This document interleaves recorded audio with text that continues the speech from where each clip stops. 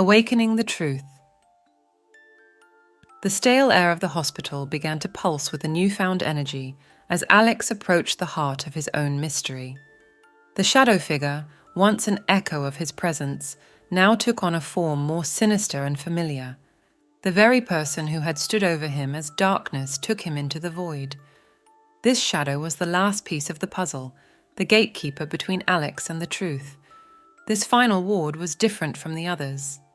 Here, the walls were adorned with the trappings of his own life, photographs of cases, snippets of his own handwritten notes, newspaper clippings of his accolades, and a series of personal mementos that painted a picture of Alex Mercer, not just as a detective, but as a man with his own vulnerabilities. In this space, time seemed to obey new rules. The shadow would appear and disappear, engaging Alex in a mental game of cat and mouse. It set traps, puzzles only a detective of Alex's caliber could hope to understand, let alone solve. Each clue unraveled part of the web that had ensnared him, leading to the ultimate revelation of a conspiracy that involved not just his last case, but the very institution he had served. As he moved through the final ward, memories played out like scenes from a movie.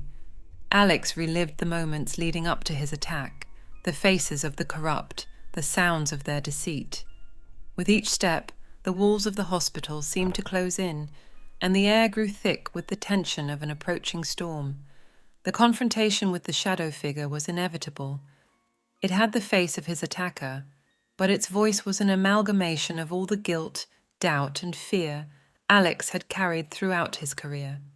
Their battle was one of wits and wills, set in the dimly lit corridor of the hospital's heart, where the veil between life and coma was thinnest. Using every skill honed from years on the force, Alex outmaneuvered the shadow, using the truth as a weapon sharper than any blade.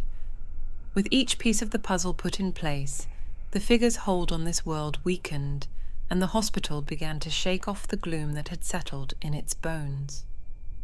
The moment of truth came with the final piece, a hidden document that proved Alex's accident was no random act of violence, but a targeted attempt to silence him. With its exposure, the shadow shrieked, a sound that echoed through the now brightening halls, and then it dissipated like mist at the rise of the sun. In the real world, Alex's eyes snapped open. The sterile ceiling of St. Mary's Hospital greeted him, the sounds of life-saving machines beeping rhythmically, the murmurs of nurses and doctors at his bedside. His world had color, sound, and texture once more. He was back.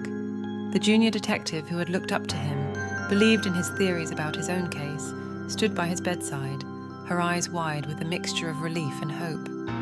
Alex, with strength that defied his ordeal, whispered the location of the evidence that would blow the case wide open. As he recovered, surrounded by the familiar yet now alien sights and sounds of the hospital, Alex's journey through the mirror world haunted him.